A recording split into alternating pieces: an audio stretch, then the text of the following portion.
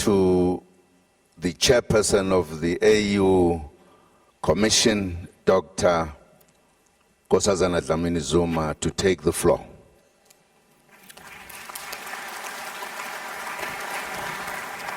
Thank you, Your Excellency, Mr. Jacob Zuma, President of the Republic of South Africa and co-chair of the summit. Your Excellency, Mr. Xi Jinping, President of the People's Republic of China and the co-chair. Your Excellency, President Robert Gabriel Mugabe, President of the Republic of Zimbabwe and Chairperson of the African Union. Excellencies, Heads of State and Government, Excellency, Deputy President Mr. Cyril Ramaphosa, Honorable Ministers, leaders of our private and cultural sectors, Excellencies, heads of the diplomatic missions, representatives of international and regional organizations, distinguished guests. I'm honored to address the second summit of the Forum for China-Africa Cooperation, FOCAC, on behalf of the African Union Commission. Our sincere gratitude to the President, Government and people of South Africa for hosting this event and their legendary hospitality, and to the President of the People's Republic of China for co-chairing the summit. Excellencies, the theme of this summit, China-Africa Progressing Together, Win-Win Cooperation for Common Development, is very appropriate to the very type of cooperation and friendship we continue to build, which is based on historic ties of trade links that go back centuries, mutual support and respect, and enduring friendship. The FOCAC summit in 2000, which was the first one, came after the end of apartheid, as the continent was once again marshalling its forces to throw off the shackles of indebtedness, underdevelopment, poverty, and marginalization. It is clear from China's experience that it is indeed possible to modernize and develop rapidly following an endogenous path of development. Agenda 2063, the Africa we want, is our own Africa's transformative path of development, which aims at achieving an Africa that is integrated, prosperous, and peaceful, driven by its own citizens and representing a dynamic force in the global arena. Excellencies, this gathering represents the hopes and aspirations of about 2.5 billion members of humanity. We must therefore ask ourselves, what are the few areas that will lift our people out of poverty, live up to their aspirations in the context of a win-win cooperation and friendship? And I think the speech of His Excellency, the President of the People's Republic of China, has answered this question to a large extent of what needs to be done by us in a win-win cooperation to live up to the aspirations of our people. But we take into account that Africa has a young population in an aging world. By 2050, it will have the biggest labor force in the world. But let me say that over there and above the excellent cooperation we have in peace and security with China, let me emphasize a few other areas. We should enhance the political dialogue between Africa and China. And the second area, which was also mentioned, is that Africa actually spends $80 billion per annum on food imports.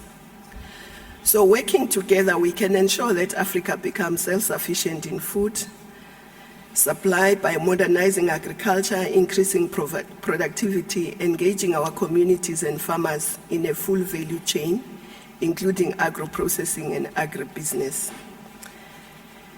Secondly, industrialization is a requisite centerpiece of this win-win collaboration and friendship. Using our comparative advantages, we must work together in promoting key enabling sectors. There is a need for us to beneficiate our natural and mineral resources to create jobs for our young population. Also, unprocessed commodities have a higher price volatility than processed minerals, particularly for ores and metals, with annual fluctuations in prices ranging from around 23% for unprocessed, while only 13% for processed ores. Fourthly, we must accelerate the implementation of our Memorandum of Understanding signed between the AU and China on infrastructure that includes highways, railways, aviation, and industrialization. Of course, there can be no industrialization without increasing energy generation in Africa. So we can work together and leapfrog our energy generation by using newer technologies such as wind, solar, geothermal, so that our development does not contribute to the emissions and climate change that we see. But of course, all the above will require skilled personnel. Africa spends about $5 billion per year in importing these type of skills. This cooperation must therefore be the wind behind the sails of our skills revolution. We must focus on science, technology, engineering, and maths, as they are critical in supporting youth entrepreneurship, employment, and innovation. We must also continue to work together to develop and improve the public health systems in Africa. And in this regard, we would like to put on record our appreciation to China for the timely response to the Ebola outbreak in Guinea, Liberia, and Sierra Leone, and by cooperating with the AU towards the operationalization of the African Center for Disease Control. Agenda 2063 enjoins all of us to mobilize, galvanize, and work with all sectors of our society to achieve these laudable goals, especially the private sector, institutions of higher learning, civil society, women and youth. Excellencies, we both have a very rich cultural heritage, and we must promote cultural exchanges, as was said, and tourism, enhance people-to-people cooperation, strengthen cooperation between the African women and the Chinese Women's Federation. In conclusion, I'd just like to quote or refer to what the Chinese Premier Li Jinping in 2014 said, when he argued that Africa should be considered as a pole in the multipolar world, and also characterized Africa and China as spiders which can work together to tie down a lion. This means that indeed we can overcome the biggest challenges facing humanity today, such as poverty, underdevelopment. We can work together to change the justice system internationally.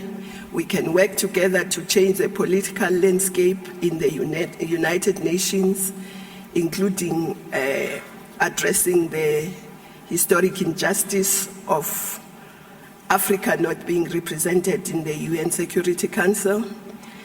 So it is very clear from what the President of the People's Republic of China, Xi Jinping, that FOCAC will indeed scale the heights, and it's looking forward, and that it represents a true partnership.